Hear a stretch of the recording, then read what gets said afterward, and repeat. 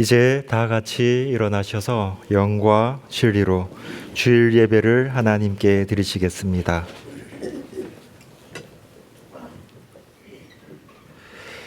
지극히 큰 영광 중에서 이러한 소리가 그에게 나기를 이는 내 사랑하는 아들이요 내 기뻐하는 자라 하실 때에 그가 하나님 아버지께 존귀와 영광을 받으셨느니라.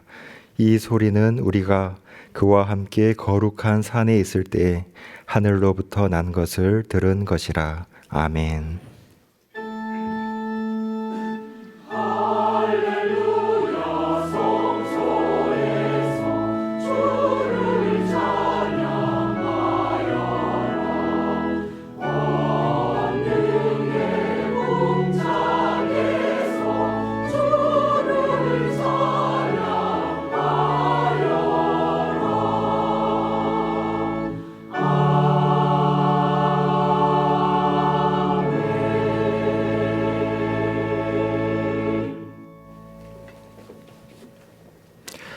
하나님 아버지, 또 한 번의 사계절이 지나고 새 봄을 맞이하는 3월 첫째 주일 예배를 드립니다.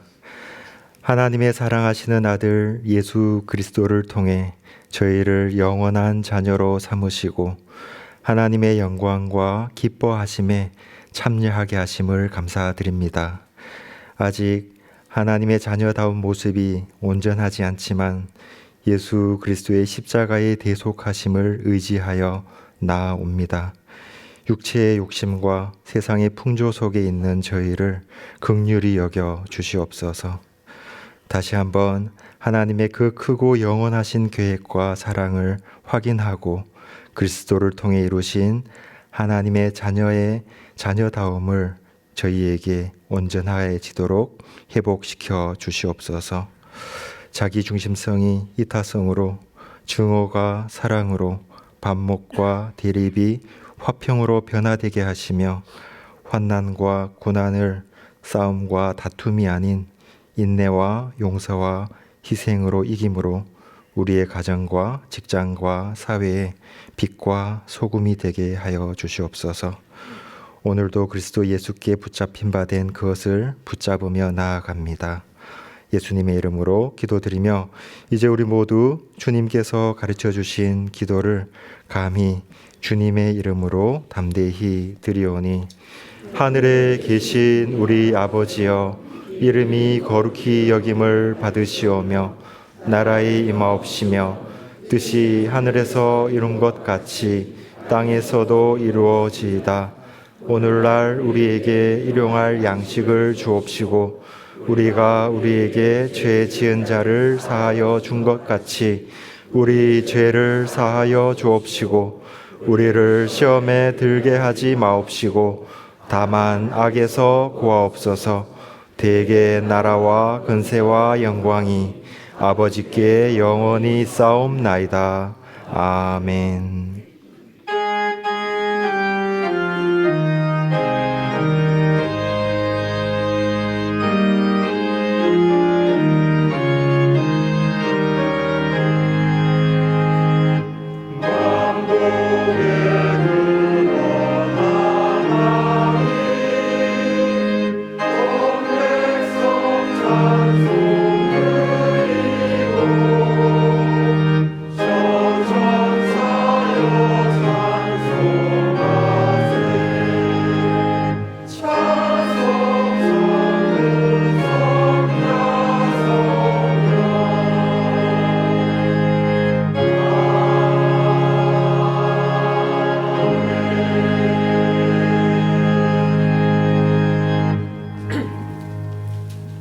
교독문 45번을 함께 교독하시겠습니다.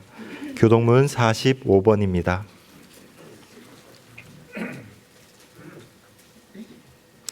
내 영혼아 여호와를 송축하라. 내 속에 있는 것들아 다 그의 이름을 송축하라. 내 영혼아 여호와를 송축하며 그의 모든 은택을 잊지 말지어다. 그가 내 모든 죄악을 사하시며 내 모든 병을 고치시며 내 생명을 파멸해서 속량하시고 인자와 긍휼로 관을 씌우시며 좋은 것으로 내 소원을 만족하게 하사 내 청춘을 독수리같이 새롭게 하시는도다. 여호와는 긍휼이 많으시고 은혜로우시며 노하기를 더디하시고 인자하심이 풍부하시도다. 자주 경책하지 아니하시며 노를 영원히 품지 아니하시리로다. 우리의 죄를 따라 우리를 처벌하지는 아니하시며 우리의 죄악을 따라 우리에게 그대로 갚지는 아니하셨으니 이는 하늘이 땅에서 높음같이 그를 경외하는 자에게 그의 인자하심이 크심이로다. 동이 서에서 먼 것 같이 우리의 죄가를 우리에게서 멀리 옮기셨으며 아버지가 신실을 신이 여김같이 여호와께서는 자기를 경외하는 자를 긍휼히 여기셨나니 이는 그가 우리의 체질을 아시며 우리가 단지 먼지뿐임을 기억하심이로다. 아멘.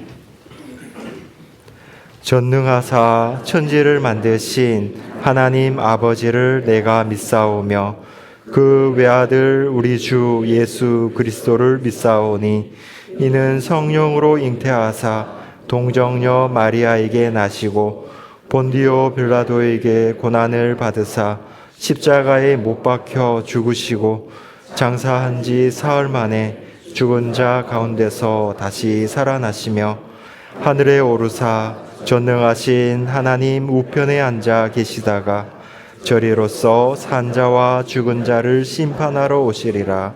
성령을 믿사오며 거룩한 공회와 성도가 서로 교통하는 것과 죄를 사하여 주시는 것과 몸이 다시 사는 것과 영원히 사는 것을 믿사옵나이다. 아멘.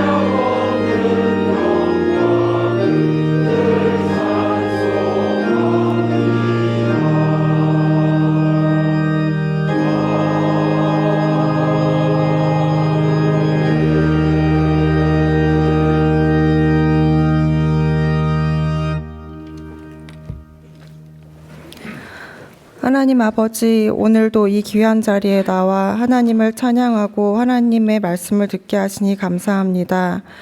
허물과 죄로 죽었던 저희를 예수님의 보혈로 살려주시고 하나님의 자녀 삼아주심에 감사드립니다. 하나님, 육체의 욕심을 따라 살았던 저희의 부끄러운 모습을 회개합니다. 예수님께서는 자신의 몸으로 막힌 담을 허셨는데 저희는 하나님과 이웃을 향해 담을 쌓고 지냈습니다. 이러한 저희를 용서하여 주시옵소서. 저희가 마주한 각자의 삶 속에서 잡을 바 된 그것이 아닌 잡힌 바 된 그것을 잡으려고 애쓰는 그리스도인이 될 수 있도록 도와주시옵소서. 하나님, 지금 나라가 혼란스럽습니다.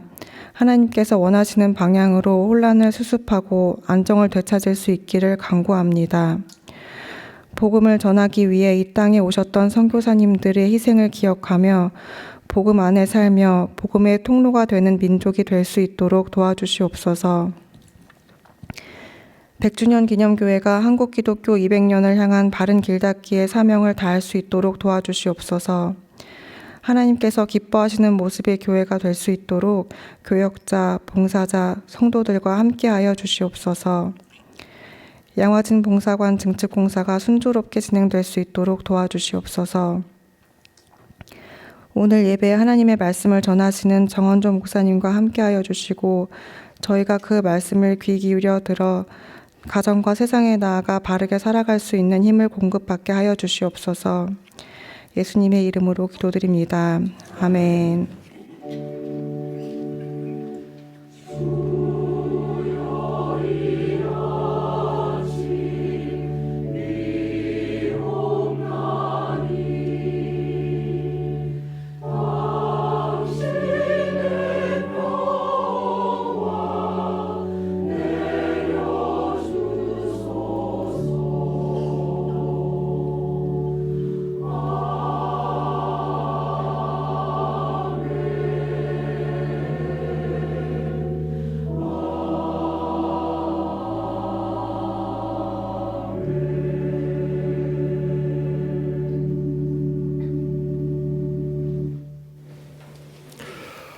교회 소식을 알려드리겠습니다. 이번 주 수요일부터 사순절이 시작됩니다.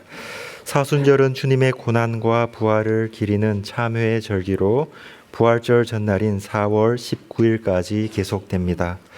이 기간에는 결혼 예식을 비롯한 잔치를 가급적 삼가는 것이 2000여 년 동안 교회가 지켜온 전통입니다. 사순절의 예전색은 보라색입니다. 첫째 주일인 오늘은 우리 교우님을 위해 홍보관 2층 양화진 선교사 전시실인 양화진 홀을 개방합니다. 1학기 구역 성경 공부가 이번 주 목요일부터 개강하며 이를 위해 구역장 성경 공부도 이번 주 수요 성경 공부 시간부터 시작됩니다. 모든 구역장님들께서는 참석해 주시기를 바랍니다. 상임위원회가 이번 주 목요일 오후 7시 30분에 선교기념관 한경직 홀에서 열립니다. 새가족 환영회가 다음 주 목요일 오후 6시 30분에 선교기념관에서 있습니다. 2024년 12월 1일부터 지난 주일까지 등록하신 교우님의 참석을 부탁드립니다. 교회 창립 20주년을 맞아 양화진 문화원에서 양화진 편지 공모전을 진행합니다. 공모전에 편지를 제출하신 분 중에서 선별되신 분은 2025년 상반기 양화진 목요 강좌, 양화진 편지 낭독회의 낭독자로 섭외되실 수 있습니다. 자세한 사항은 홈페이지 안내 및 공지에 교회설안에서 참고해 주시기 바랍니다. 양화진 봉사관 증축 공사로 주일 2부 예배 공간이 부족합니다. 3월에는 작년 4교구, 5교구, 6교구, 7교구 교우님이 예배 시간을 1부, 3부, 4부로 옮겨주시기를 부탁드립니다. 이번 주부터 각종 프로그램이 시작됩니다. 안내에 비치된 신청서를 제출하시거나 홈페이지 신청 및 안내에서 신청해 주시기 바랍니다. 그동안 전임 교육자로 수고해온 이대은 목사가 평화 성결교회 담임 목사로 청빙을 받아 오늘부로 사임을 합니다. 그 밖의 교회 소식은 주보를 참고해 주시기 바랍니다.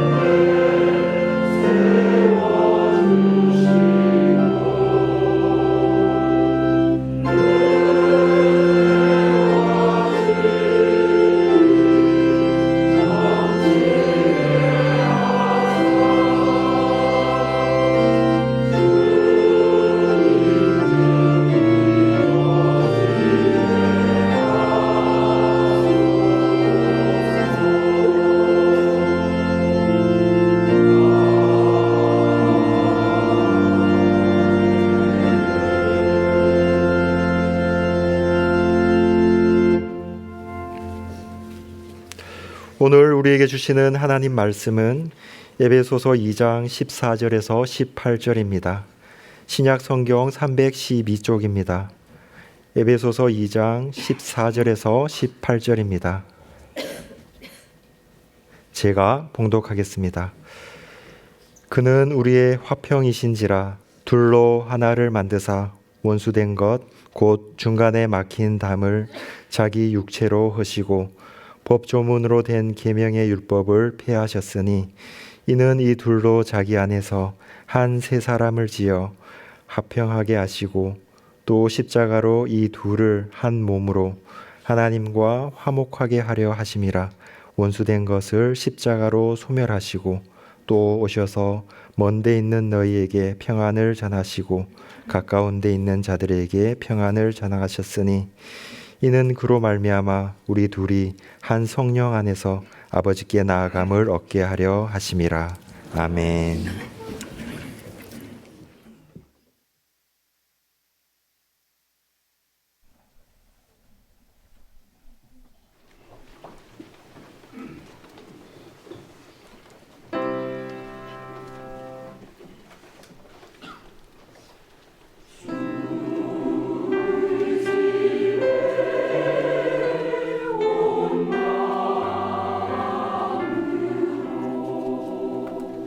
내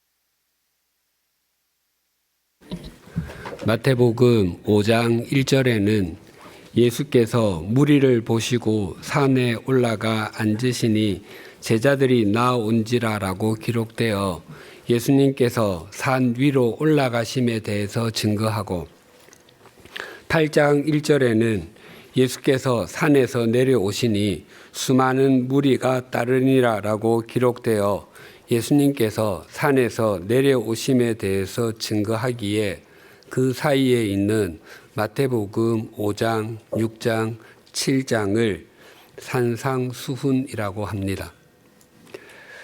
산 위에서 가르쳐 주신 교훈, 즉 말씀이라는 의미입니다. 물론 산상수훈은 예수님께서 산 위에서 한두 번 집중해서 하신 말씀을 기록한 것은 아닐 것입니다. 예수님께서 공생의 기간 동안에 산 위에서 하신 말씀을 모아서 정리한 것일 것입니다. 예수님께서는 산상수훈에서 이런 말씀을 하셨습니다.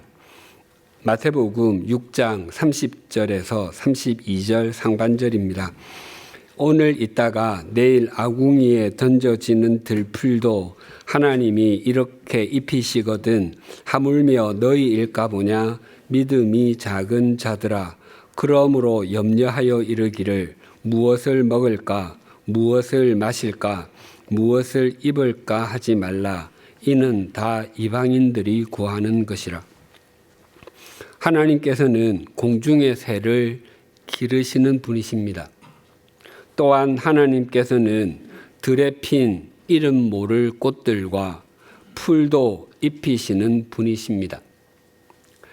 까치나 까마귀와 같이 하늘을 나는 새가 곡간을 갖고 있다는 말을 들어본 적이 없습니다. 새들이 아침에 날아다니며 오늘은 내가 잡아 먹어야 할 곤충이나 벌레가 있을까? 내가 뜯어 먹어야 할 식물이 있을까라고 염려하지 않습니다.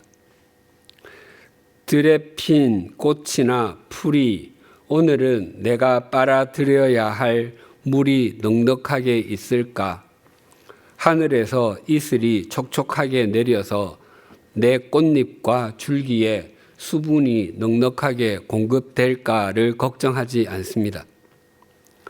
공중의 새와 들의 꽃과 풀이 염려하지 않아도 되는 것은 창조주이신 하나님께서 그것들을 책임져 주시기 때문입니다. 자연 속을 가만히 들여다보면 하나님의 역사가 오묘하게 그리고 신묘막측하게 이루어지고 있습니다. 우리는 자연 속에서 일어나는 일을 단 1%도 알지 못합니다. 만약 우리가 자연 속에서 일어나는 일을 10%만 안다고 할지라도 우리 입에서는 하나님이라는 감탄사가 저절로 터지게 될 것입니다. 하나님은 자연 속에서도 역사하시고 섭리하시는 분이십니다. 그런데 마태복음 6장 32절 하반절은 이렇게 이어집니다. 너희 하늘 아버지께서 이 모든 것이 너희에게 있어야 할 줄을 아시느니라. 예수님께서 제자들에게 하나님께서는 공중의 새를 기르시는 분이시고 들의 풀과 꽃을 입히시는 분이시다라고 말씀하신 것은 염려하지 말라라고 교훈하기 위해서입니다. 우리가 다른 사람에게 염려하지 않아도 돼라고 격려할 때가 있습니다. 그것은 그의 가능성을 인정해 줄 때 주로 합니다. 그래서 지금은 성적이 좋지 못하다고 염려하지 마. 열심히만 하면 나중에는 너도 모르게 더 좋은 성적을 받고 있을 것이야나. 비록 지금 취직하지 못했다고 또 승진하지 못했다고 염려하지 마. 더 좋은 직장에 나중에 취직할 수 있을 거야. 다음에는 반드시 승진하고 다른 사람보다 더 나은 위치에 있을 것이야 라고 말하기도 합니다. 또한 비록 사귀던 사람과 헤어졌다고 염려하지 마. 또 다른 좋은 사람을 만날 수 있을 거야 라고와 같이 말합니다. 하지만 예수님께서는 염려하지 말라를 이런 것들과는 반대의 의미로 사용하셨습니다. 염려하지 마라. 염려한다고 키가 더 자라는 것도 아니고 생명의 길이도 더 늘어나지 않는다. 염려는 염려일 뿐이다 라고 말씀하셨습니다. 자신이 할 수 없는 것에 대한 염려는 아무런 도움도 격려도 되지 않는다는 의미입니다. 즉 우리에게는 우리의 인생이나 생명을 책임질 수 없고 우리를 책임져 주시는 분이 따로 계신다는 것입니다. 부모는 자기 자녀를 제대로 그리고 바르게 양육하기 위해서 자신의 능력 안에서 최선을 다합니다. 교육비가 필요하면 몇 시간씩 일을 더 해가면서라도 마련할 것이고 심지어 빚을 내거나 집을 팔아서라도 뒷바라지 하려고 합니다. 한계를 가진 부모도 그러하다면 하나님이시겠습니까?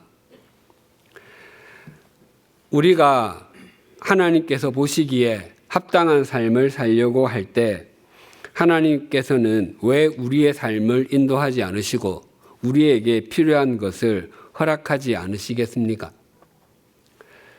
공중의 새들을 먹이시고 들의 풀과 꽃들을 입히시는 분이 하나님 아버지이십니다. 공중의 새들과 들의 풀과 꽃들에게 하나님은 창조주이시지만 아버지는 아닙니다. 그럼에도 그것들을 책임지십니다. 그러나 하나님은 우리에게 아버지이십니다. 그분이 왜 그 자녀인 우리를 책임져 주시지 않으시겠습니까? 우리가 하나님을 아버지라고 부르지만 하나님에게는 부성과 모성이 모두 있다는 것은 이미 새신자반에서 배웠습니다. 한 가정에서 대학 입학이나 입사 시험을 앞두거나 인생의 힘든 과정을 통과하고 있는 자녀가 부모에게 나와 아빠, 엄마 힘들어요 라고 말할 수 있다면 그 자녀는 굉장히 행복한 아이이고 그 가정도 굉장히 행복합니다. 또한 특별한 사건이나 일이 없어도 자녀가 부모에게 나아가 이야기꽃을 피울 수 있다면 그 가정은 굉장히 복됩니다. 인생의 힘든 순간에는 물론 특별한 일이 없어도 자녀가 부모에게 나아갈 수 있다는 것은 부모도 언제나 그 자녀에게 다가왔고 자녀에게 열려 있음을 의미합니다. 우리의 인생길에서 하나님께 나아가 하나님 아버지 힘들어요. 이렇게 말할 수 있다는 것은 얼마나 큰 은총이고 복입니까? 우리에게 나아갈 아버지가 계신다는 것은 그 무엇과도 바꿀 수 없는 복입니다. 우리 교회에서는 매주 화요일 오전 10시 30분에 화요 중보 기도회를 갖고 있고 1년에 2번 봄과 가을에 중보 기도 특별 기도회를 갖습니다. 제가 그 기도회에서 말씀을 전하기 전에 자주 인사를 통해 메시지를 전하곤 했습니다. 오늘 중보 기도 특별 기도회에 오신 것을 환영합니다. 양옆에 계신 분들과 서로 인사를 나눕시다. 잘 오셨습니다. 그렇게 인사를 나누게 한 후에 우리 다시 한 번 더 인사를 이렇게 나눕시다. 딴 데 갈 데가 없었습니다. 올 데가 여기밖에 없었습니다. 학생에게는 학교밖에 갈 곳이 없어야 좋은 학생이 될 수 있습니다. 직장인에게 직장 밖에 갈 곳이 없어야 건실한 직장인이 됩니다. 학생이 학교가 아니라 영화관이라 놀이동산으로 가면 그는 학생답지 못한 것입니다. 또한 직장인이 휴가가 아님에도 직장이 아니라 동해 바닷가나 경마장으로 가면 아마 실직한 것일 것입니다. 그리스도인에게 하나님께로 올 수 있는 것은 복입니다. 하나님, 다른 곳에는 갈 데가 없어서 아버지께로 왔습니다라고 고백할 수 있는 것은 그리스도인이 누리는 굉장히 큰 복이고 은총입니다. 오늘 본문에서도 우리가 하나님 아버지께 나아감을 얻은 존재라고 증거합니다.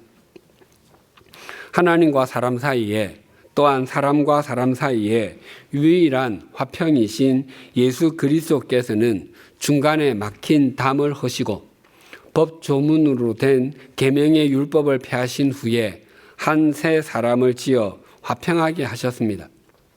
사도 바울이 예수님께서 둘로 하나를 만드는 것, 서로 원수된 것을 관계에 머물게 하는 것인 중간에 막힌 담을 허셨다라고 전했을 때 이 편지를 읽는 사람은 누구나 당시 예루살렘의 성전에 있던 담을 떠올렸을 것입니다.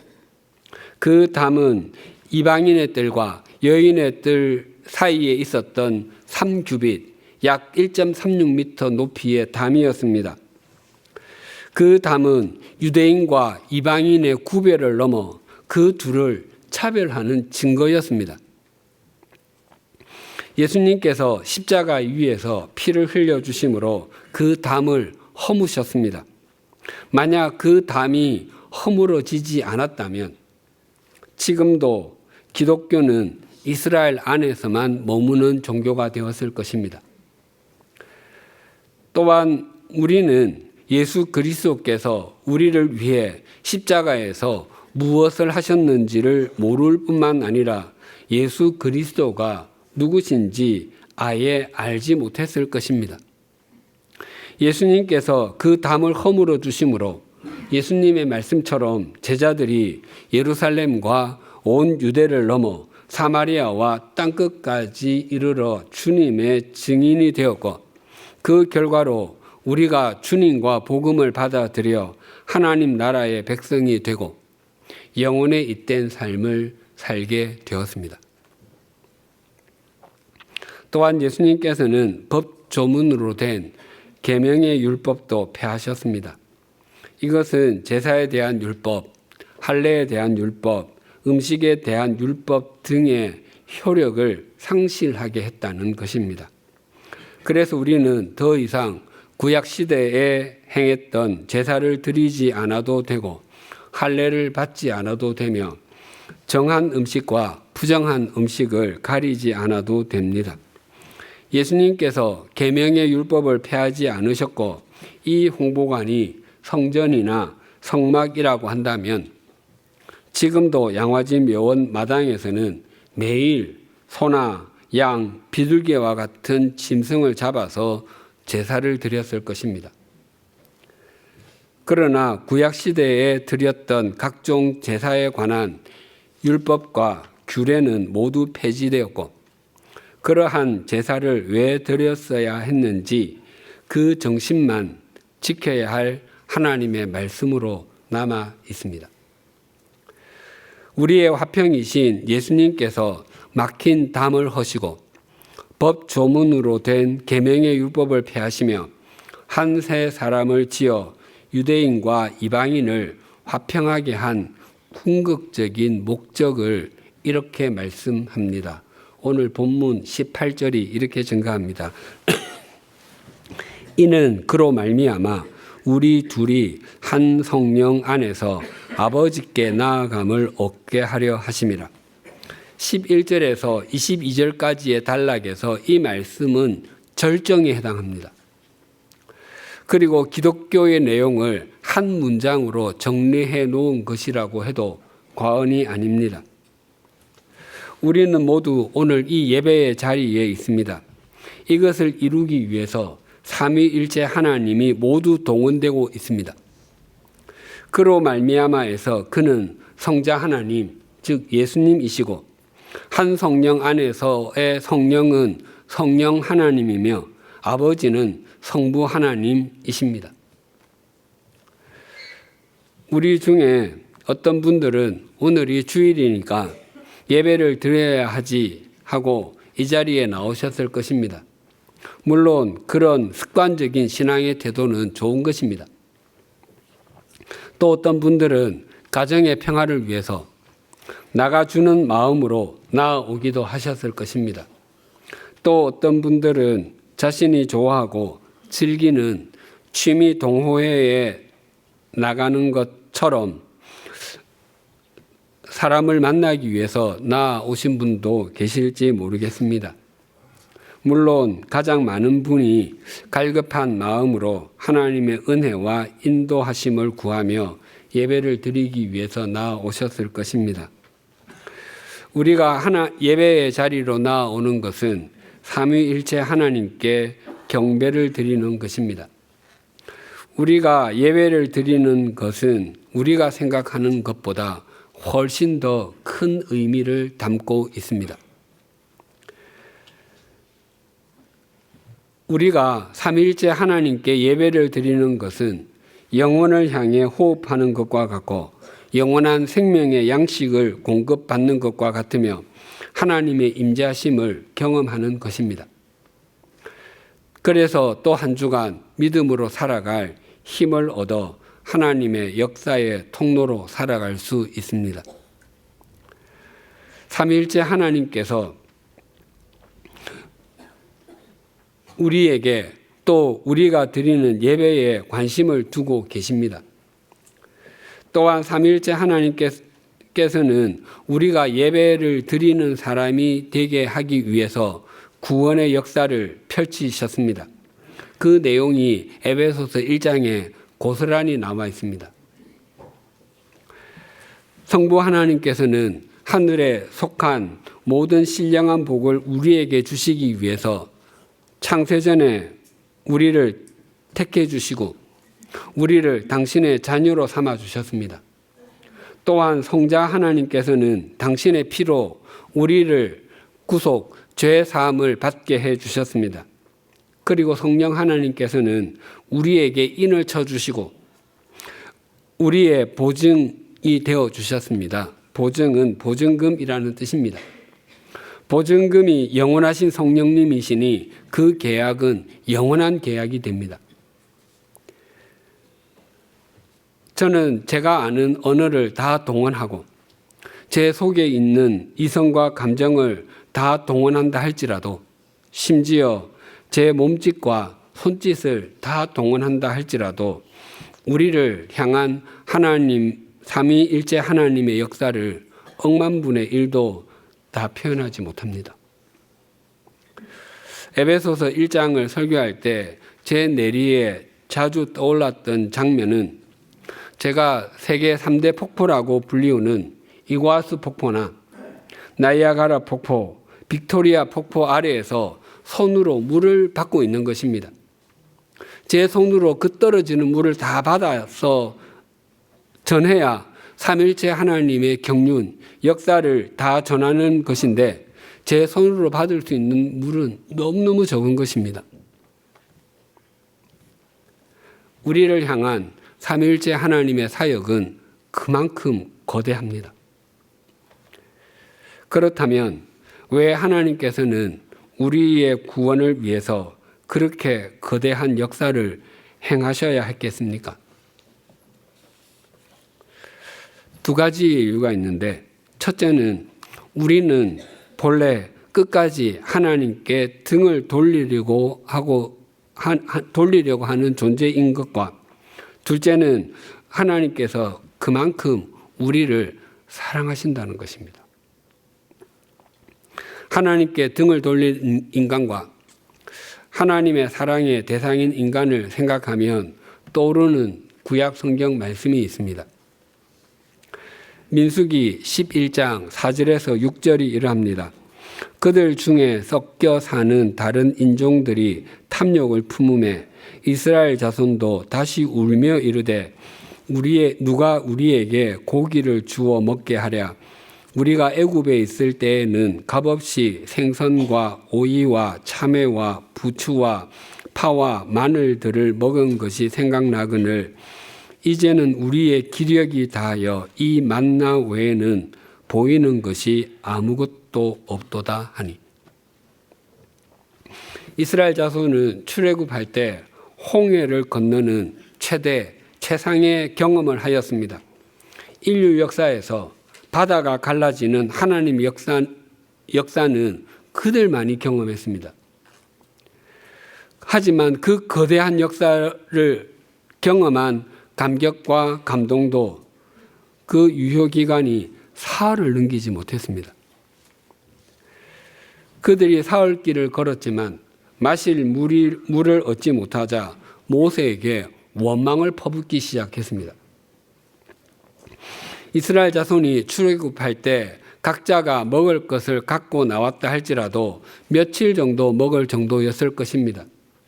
일주일, 2주일 동안 먹을 수 있는 음식을 가지고 나온 사람은 별로 없었을 것입니다.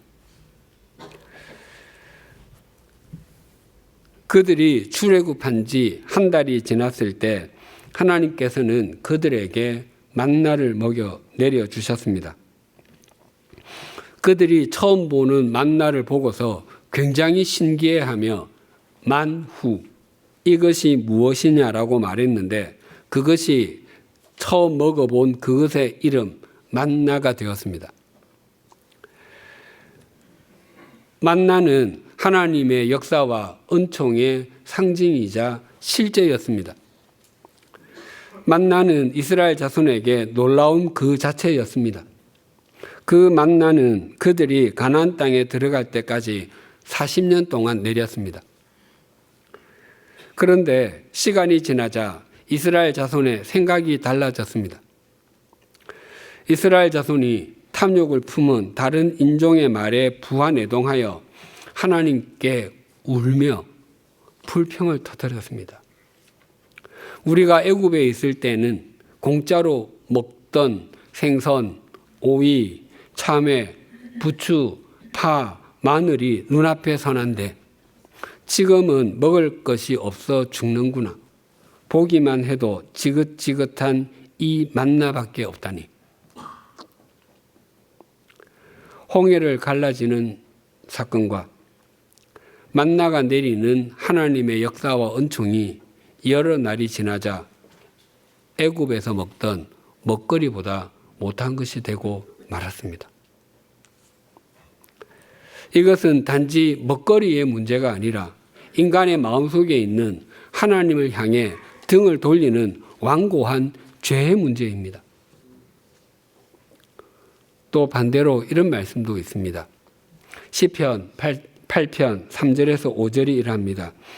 주의 손가락으로 만드신 주의 하늘과 주께서 베풀어 두신 달과 별들을 내가 보오니 사람이 무엇이기에 주께서 그를 생각하시며 인자가 무엇이기에 주께서 그를 돌보시나이까. 그를 하나님보다 조금 못하게 하시고 영화와 존귀로 관을 씌우셨나이다.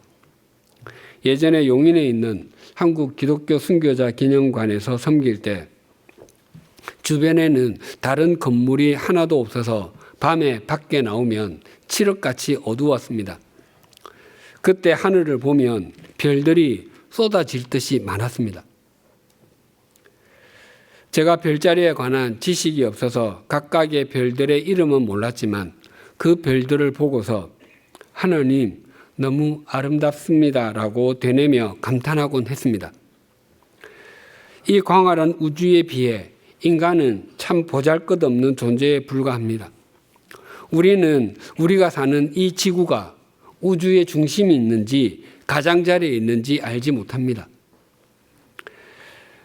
또 지구 외에 다른 별에도 생명이 존재하는지도 잘 모릅니다.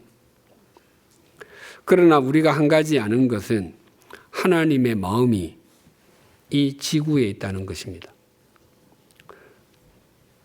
그것의 가장 강력한 증거가 허물과 죄로 죽은 우리를 살리기 위해서 독생자를 보내주셨다는 사실입니다. 하나님께서 나를 위해서 독생자를 보내주셨다는 사실을 믿는 사람마다 자기 이름을 넣어서 저라면 이렇게 고백할 것입니다. 한조가 무엇이기에 주께서 저를 생각하시며 한조가 무엇이기에 주께서 저를 돌보시나이까. 이런 고백이 저절로 나옵니다. 그리고 그를 하나님보다 조금 못하게 하시고 라고 하는데, 우리가 예전에 사용했던 성경에는 그를 천사보다 조금 못하게 하시고 라고 되어 있었습니다. 히브리어 성경에도 하나님보다 조금 못하게 하시고 라고 되어 있습니다. 과거의 성경을 번역하면서 우리같이 형편없는 인간이 하나님보다 조금 못하게 지음을 받았다고는 마음이 찔려서 도저히 기록할 수가 없었던 것입니다. 하지만 원문 그대로 번역하면 하나님보다 조금 못하게가 낫습니다. 하나님은 무한하신 분이십니다. 무한이라고 하는 숫자에서 1을 빼든 1억을 빼든 억에 억을 빼든 무한은 그대로 무한입니다. 무한에서 숫자를 뺐다고 유한이 되면 그것은 무한이 아닙니다. 우리 인간을 하나님보다 조금 못하게 지으셨다고 하는 것은 우리의 위치를 최상의 위치로 높여주신 것입니다. 우리가 아무리 형편없어도 우리 속에는 하나님의 모양과 하나님의 형상이 있습니다. 왜냐하면 하나님께서 인간을 창조하실 때 그렇게 만드셨기 때문입니다. 하나님께서는 우리를 그만큼 사랑하십니다. 18절을 다시 봉독하겠습니다. 이는 그로 말미암아 우리 둘이 한 성령 안에서 아버지께 나아감을 얻게 하려 하심이라. 14절에서 16절에서는 예수님께서 중간에 막힌 담을 허시고 법 조문으로 된 계명의 율법을 폐하셔서 새 사람을 지으신 것은 유대인과 이방인 모두를 하나님과 화목하게 하기 위해서라고 했습니다. 그런데 18절에서는 하나님께 나아감을 얻게 하심이라고 하지 않고 아버지께 나아감을 얻게 하려 하심이라고 합니다. 예수 그리스도 안에서 성령님으로 말미암아 하나님께서는 우리의 아버지가 되셨기 때문입니다. 그래서 제자들이 예수님께 기도를 가르쳐 주시기를 요청했을 때 예수님께서 가르쳐 주신 기도는 이렇게 시작이 됩니다. 아버지여, 이름이 거룩히 여김을 받으시오며. 우리의 기도를 들으시고 응답하시는 하나님은 우리의 아버지가 되십니다. 우리가 기도를 드릴 때 우리가 가진 간절함보다 훨씬 더 중요한 것은 우리의 기도를 받으시는 분이 계신다는 것입니다. 자녀가 아버지에게 아버지, 이번 제 생일에 선물로 스마트 패드를 사주세요라고 말하고 아버지가 사주겠노라고 약속했다고 가정해 보십시다. 자녀가 스마트 패드를 원하여 아주 간곡하게 그리고 반복적으로 말을 하는 것보다 더 중요한 것은 그 아버지가 어떤 분이냐 하는 것입니다. 그 아버지가 무책임하여 자녀에게 관심이 없거나 아주 건망증이 심하여 그 약속을 잊어버린다면 아무리 간절하게 약속을 지켜주실 것을 요청하였을지라도 그 약속은 이루어지지 못합니다. 또한 그 아버지가 아주 신실하여 그 약속을 잊지 않았다고 할지라도 그에게 그 스마트 패드를 사줄 능력이 없다면 그 약속은 역시 이루어지지 못합니다. 그러나 그 아버지가 신실하고 능력이 있다면 반복해서 그리고 간곡하게 부탁하지 않아도 자녀의 손에는 스마트 패드가 들려 있을 것입니다. 아니, 말하지 않았다 할지라도 자녀에게 스마트 패드가 필요할 때 아버지는 그 스마트 패드를 이미 사놓았을 것입니다. 또 예수님께서 사마리아 여인과 우물가에서 예배에 관해 이야기를 나누시면서 이렇게 말씀하셨습니다. 요한복음 4장 23절이 이러합니다. 아버지께 참되게 예배하는 자들은 영과 진리로 예배할 때가 오나니 곧 이때라. 아버지께서는 자기에게 이렇게 예배하는 자들을 찾으시느니라. 여인은 예수님께 예배를 드릴 때 그리심산과 예루살렘 중에서 어느 곳이 더 나은 장소인지를 물었지만 예수님께서는 예배의 장소보다 영과 진리로 예배를 드릴 때가 더 중요하다고 말씀하셨습니다. 그리고 그 예배를 받으시고 예배를 드리는 사람들을 찾으시는 분이 아버지시라고 합니다.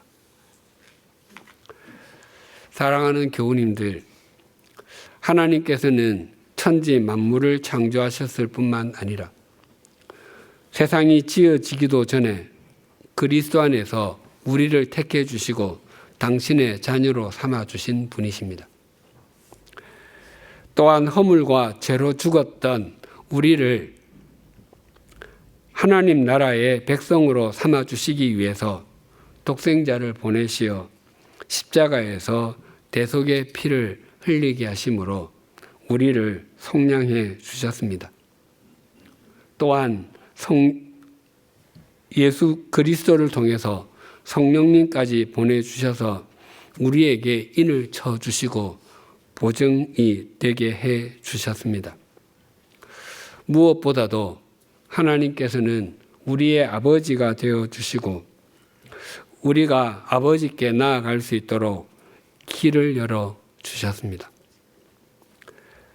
이러한 하나님 아버지를 믿고 온전히 신뢰할 때 우리가 드리는 예배는 형식적이지 되지 않고 감격과 감사가 될 수 있습니다. 이런 예배자가 잡힌 바 된 그것을 향해 달려갈 수 있고 주님의 신실한 통로로 살아갈 수 있습니다.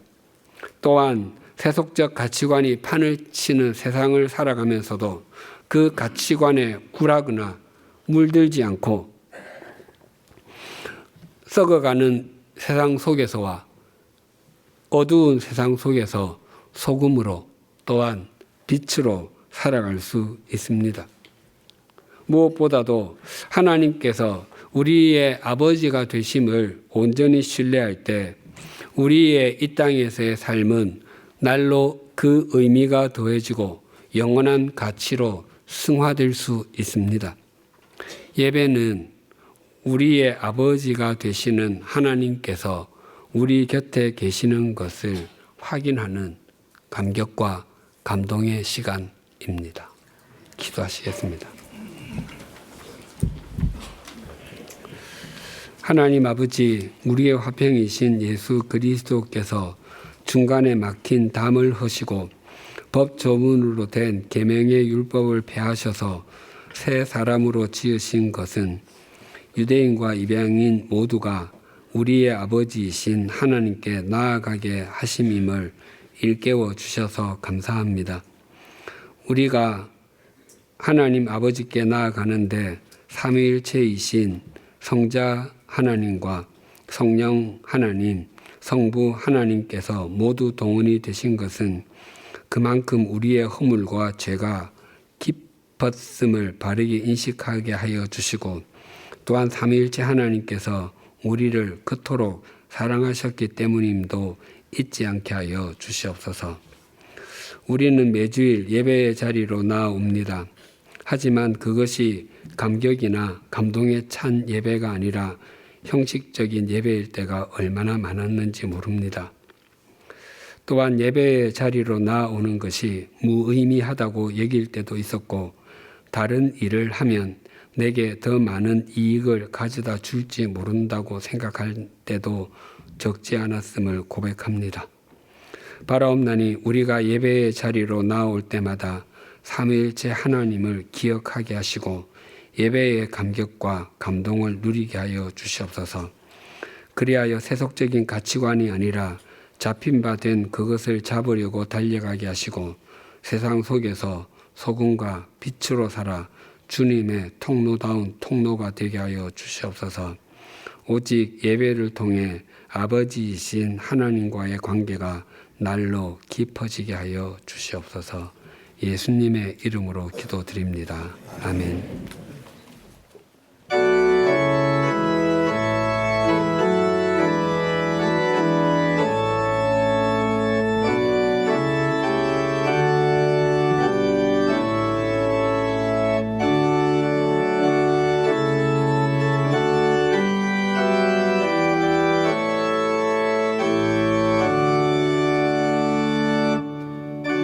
하늘에 가득 찬 영광의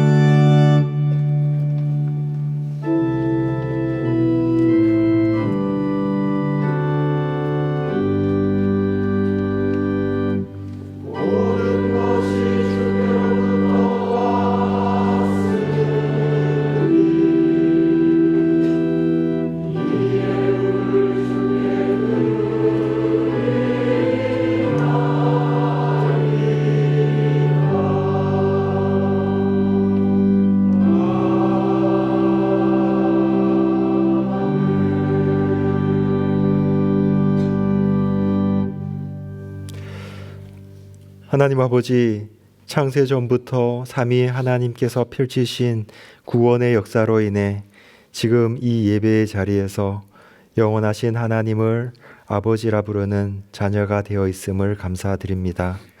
하나님 아버지께서 창세 전에 저희를 택하시고 아들 예수 그리스도의 피로 구속하신 후 성령으로 인쳐서 하나님의 영원한 자녀가 되게 하신 그 영원한 구원의 경륜을 다 이해하고 표현할 수 없지만 하나님을 아버지라 부르는 이것으로 모든 것이 만족됩니다. 하나님 아버지, 이 세상에서도 하나님의 자녀다운 모습으로 살아가기를 원합니다. 말씀과 삶으로 자녀다움을 가르치셔서 자녀다운 말과 행동이 저희의 몸에 배어 저희의 삶의 자리에서 가정과 직장과 이웃과 사회와 이 나라에서 하나님 아버지의 통로가 되게 하시옵소서. 이 믿음의 고백으로 예물을 드립니다. 자녀의 모든 것이 아버지의 것임을 시인하오니 드리는 이 예물뿐만 아니라 저희의 삶을 받아 자녀답게 살도록 인도하여 주시옵소서. 예수님의 이름으로 봉헌 기도 드립니다. 아멘. 주위에 계신 분들과 인사 나누시겠습니다.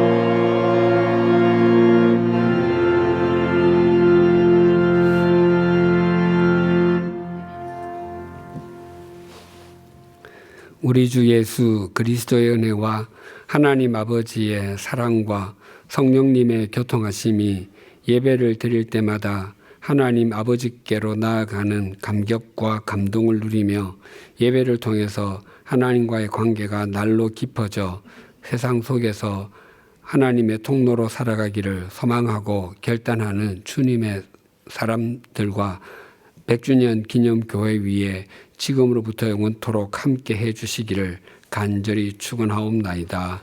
아멘.